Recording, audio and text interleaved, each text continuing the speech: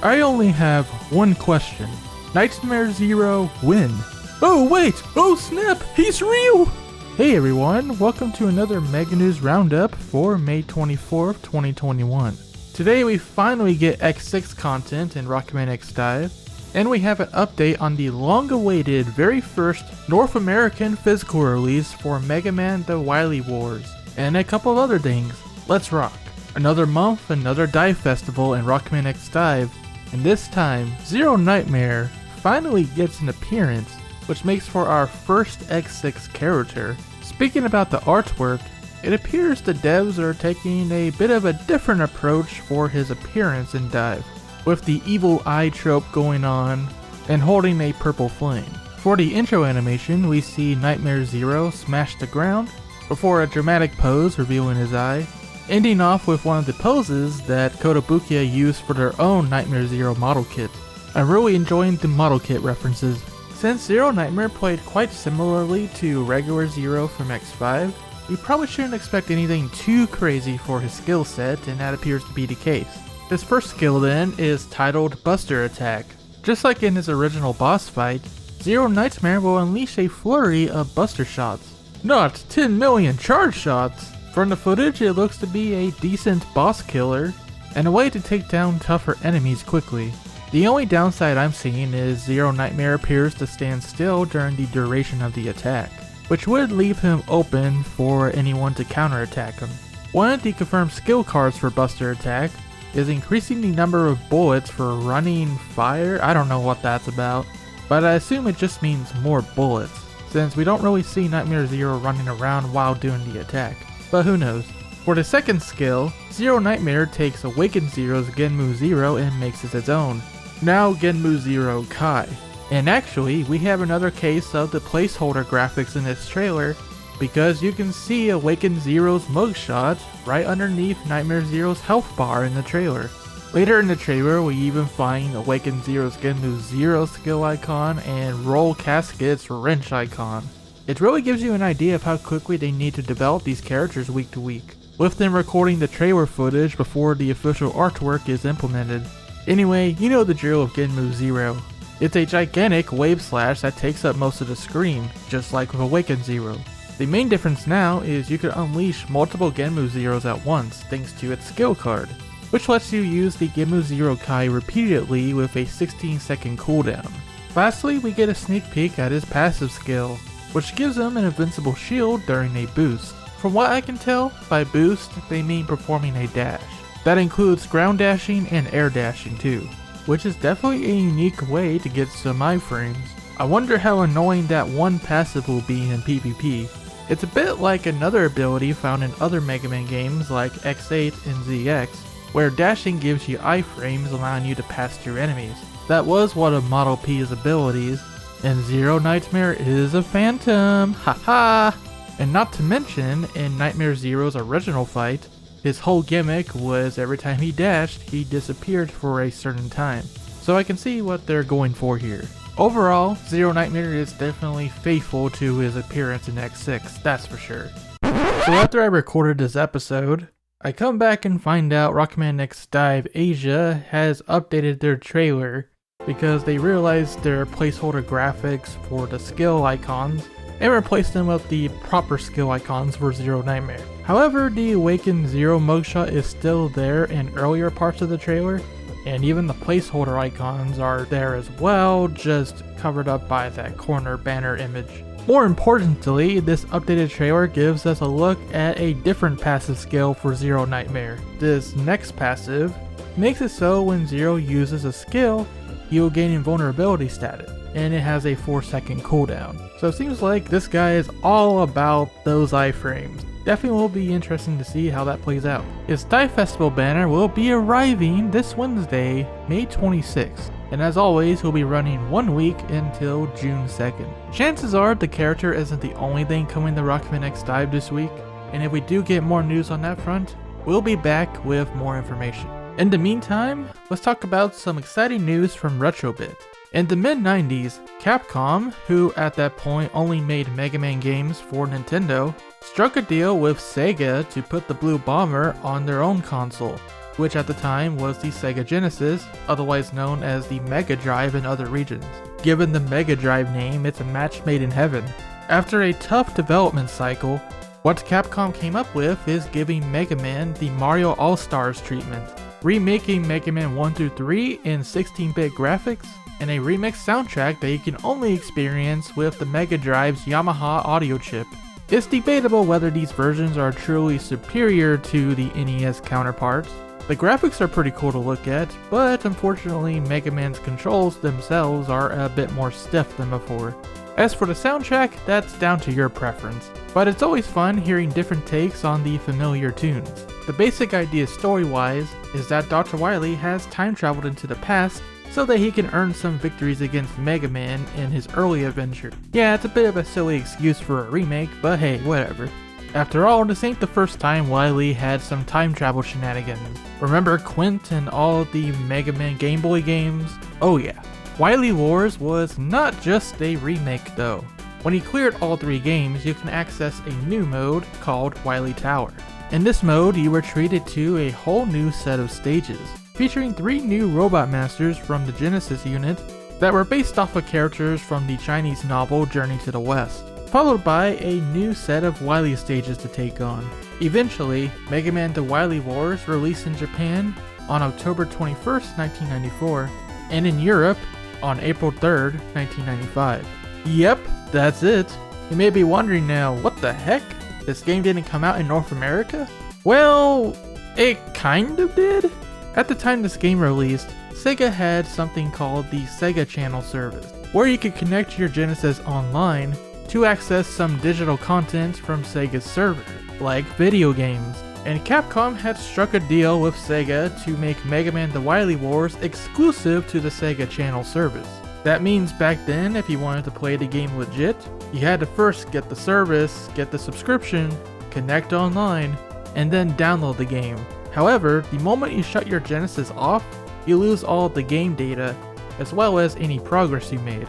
Which probably means not a lot of people back in the mid-90s probably even got far enough to see the Wily Tower mode.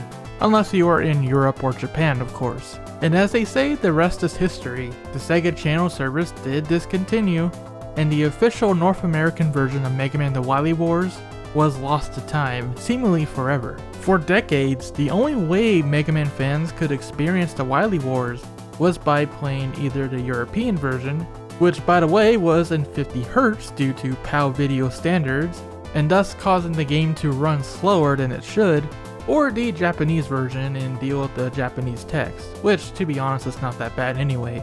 There are also ROM hacks that people released which allowed the PAL version to run a bit faster to make up for that 50Hz. I should also mention for anyone that was looking to emulate Wily Wars, the game stored your save file by using EEPROM, which means you either had to get an emulator that supported EEPROMs, or download a patch that fixed the issue, because if you played the game straight off, you may not have been able to actually save your game. I know I come across the issue myself in years past. But that was pretty much it, until we fast forward to September 19th, 2019, when we saw the release of the Sega Genesis and Mega Drive Mini. Now this little guy had some pretty cool surprises packed in, like an originally unreleased version of Tetris for the Genesis. Or you know, how about Mega Man The Wily Wars in its North American 60Hz glory? Yes, Capcom had finally released the North American version of Wily Wars for everyone to enjoy. It was about time.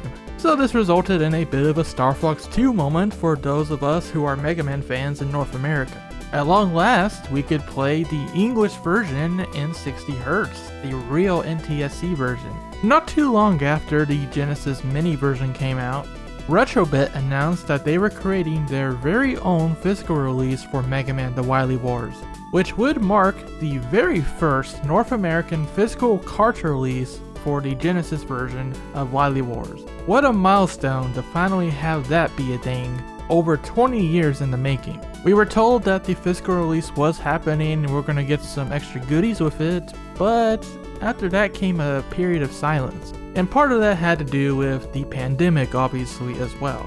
But eventually, just a couple of days ago, Retrobit has finally announced Mega Man The Wily Wars Collector's Edition. for North America and Europe. So here's the deets that you need to know for this release. First of all, yes, it is for the original Sega Genesis or Mega Drive console. So you either have to own one of those to play the game, or a third-party device that plays Genesis games like the Mega SG from Analog or something like that. Besides your Sega Genesis cartridge, which they call the Blue Bomber cart, that features artwork of Mega Man and the Robot Masters, you also get a Genesis style cart box with a reversible cartridge sleeve, a sticker book, a full color instruction manual, a double-sided poster, interchangeable lenticular cards, original collector's cards with stats of all the featured Robot Masters in the game, and a certificate of authenticity. Don't let the of 4,000 there worry you. Pre-orders are available now on Limited Run Games and Castlemania Games, and they are open pre-orders, meaning as long as you pre-order by the 21st, you're guaranteed your order, and they'll just produce however many orders they get. Kinda like that Making Mega Man Code Legends Kickstarter we talked about not too long ago. One more awesome feature of the Retrobit version of Wily Wars is that they fixed up some of the slowdown issues that plagued the original release. You could even see a comparison in the trailer showing how in the Japanese version you see a lot of slowdown while fighting Yellow Devil, but in the Retrobit cartridge version, that is significantly cleaned up. You might be able to notice a little lag here and there, but overall, it is a vast improvement. Lastly, it's been confirmed by Retrobit that the cartridge will have a battery save on there, so you should be able to save your game just fine as well, as long as the battery is functioning at least. But in theory, you shouldn't have to worry about that for many years. Of course, I say Retrobit version, but really this is an officially licensed Capcom product. So take this as if Capcom themselves licensed the game out to a third party to create official cartridges for them. Or if Nintendo licensed Star Fox 2 out to somebody to make cartridges for the Super Nintendo. It's kind of like that.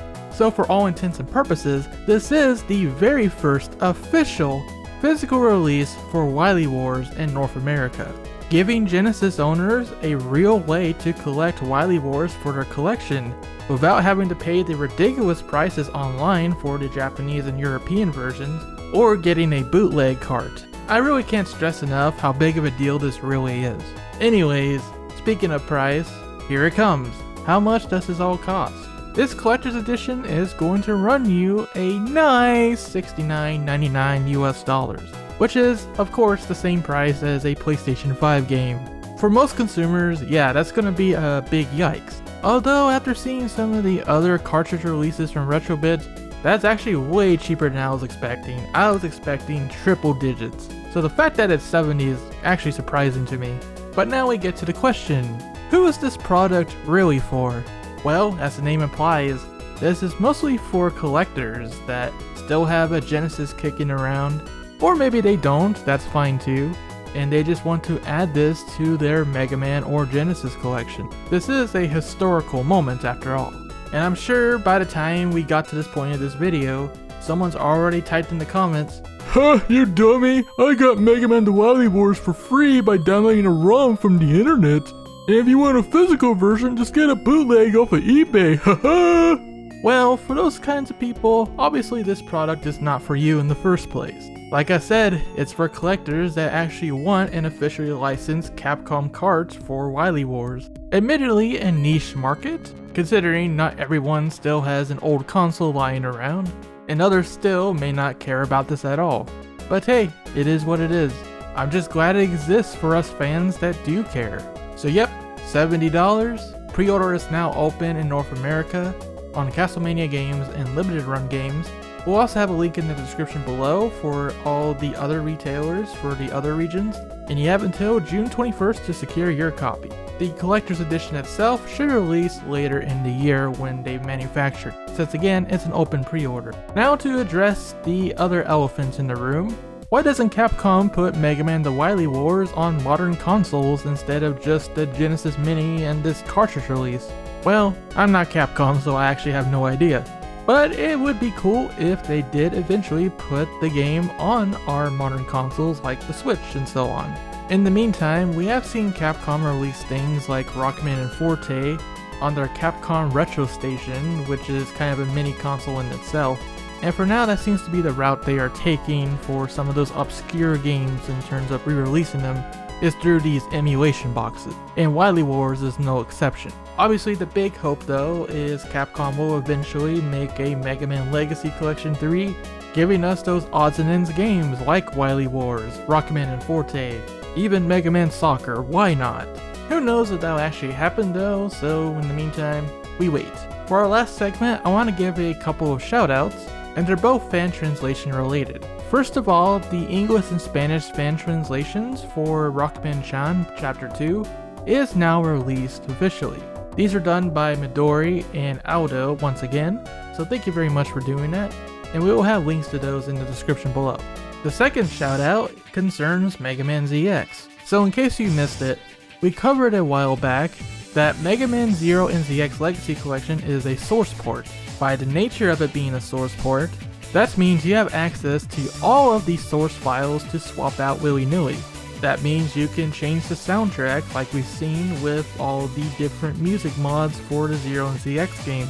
You can even edit the text, and in this case, swap out the voice files too.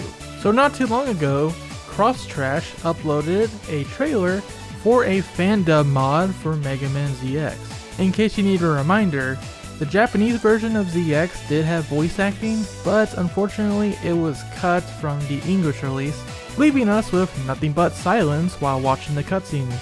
This Fandub looks to address that, and in the trailer you can sample many of the different characters that have been voiced for this Fandub for yourself. Overall, for a fan effort, I think it's really solid. The only issue I personally found was Pandora came in a bit quiet, but that can always be adjusted in editing. But as I said, the best part about this is it is 100% playable.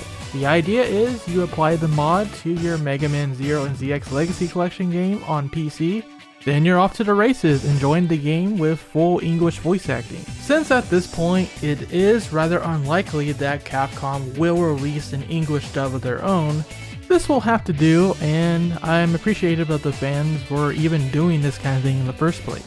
Fans do what Capcom don't. Anyway, the playable Fandub for Mega Man ZX is set to release on September 12, 2021. Good luck with the project, and if you want to check out more information and the trailer itself, it will be in the description below, and definitely check out the description for more information on each of the voice actors that are featured. That's all for today's Mega News Roundup though, and as always, I want to thank you all for watching. For more videos like this one, stay tuned to ShadowRockZX for all things Mega Man. Thank you so much to our SA class supporters, Kyberman41, Vince Crystals, and our elite GA class supporters, Rose Maverick Saiyan, Adrian Cauldron, Ray Stinger, LML123, Rico Syndrome, and Austin Buford. You guys help us keep producing the content, and for that we're eternally grateful. Until the usual dive stream and all of our other content, rock on, and in honor of Zero Nightmare, say it with me everybody. Root!